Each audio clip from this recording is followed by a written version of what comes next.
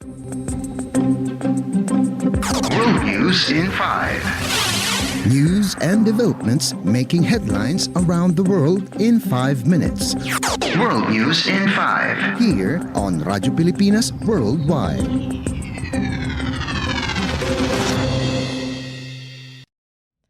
Good day. This is World News in 5 here on Radyo Pilipinas World Service. U.S. Secretary of State Antony Blinken met on Wednesday with Qatari Prime Minister Sheikh Mohammed bin Abdulrahman Al Thani as U.S., Qatari, and Egyptian officials evaluate Hamas's response to a proposed multi-stage ceasefire in Gaza.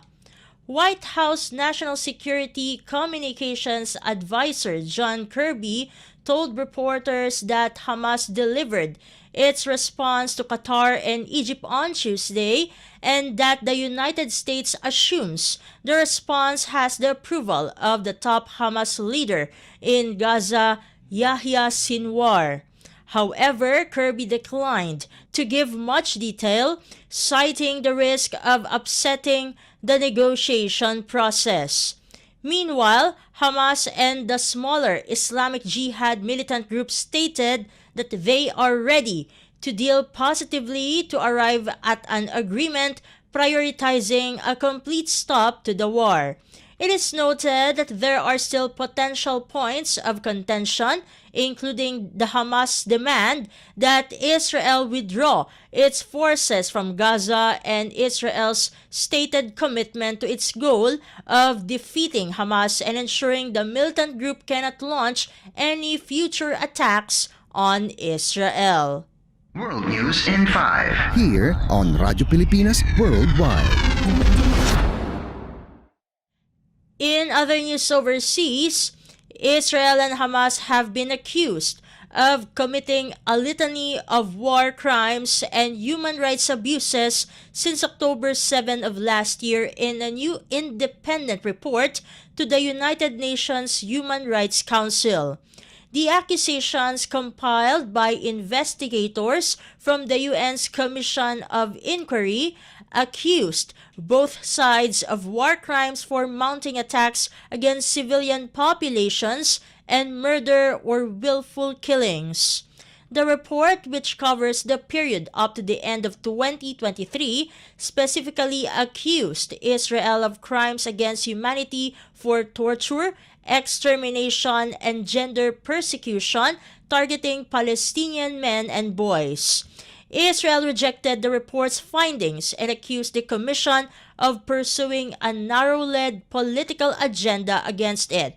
Investigators compiled a report which will be submitted to the UN's Human Rights Council next week through hours of interviews with victims and witnesses, medical reports, and open-source information.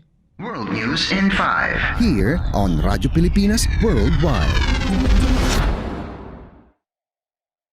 News from the Philippine Foreign Service Post.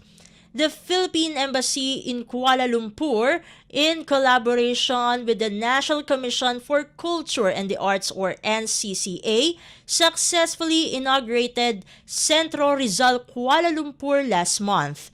The inauguration is part of the celebration of the 60th anniversary of diplomatic relations between the Philippines and Malaysia and aligns with National Heritage Month.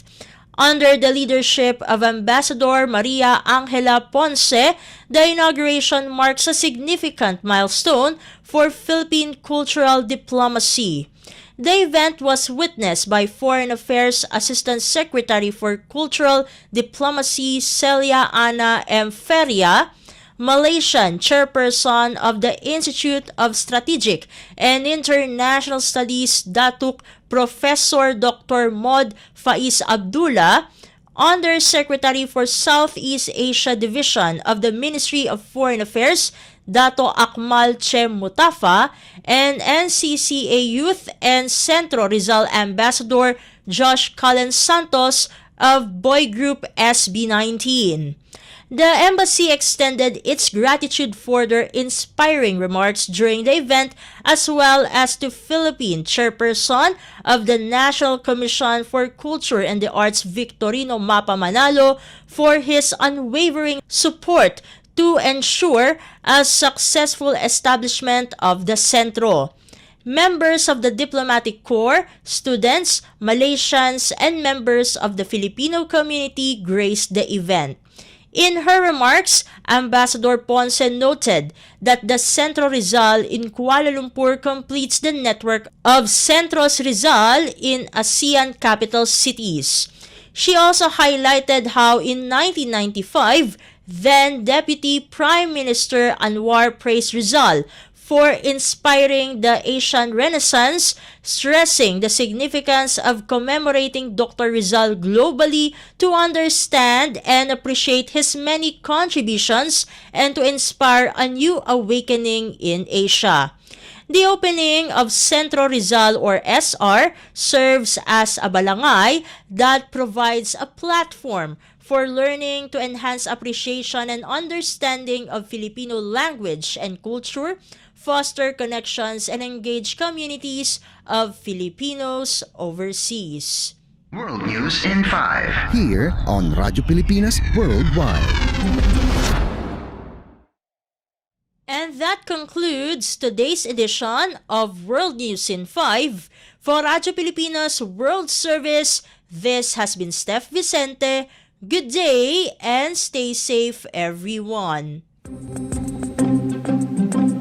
World News in 5. News and developments making headlines around the world in 5 minutes. World News in 5. Here on Radyo Pilipinas Worldwide.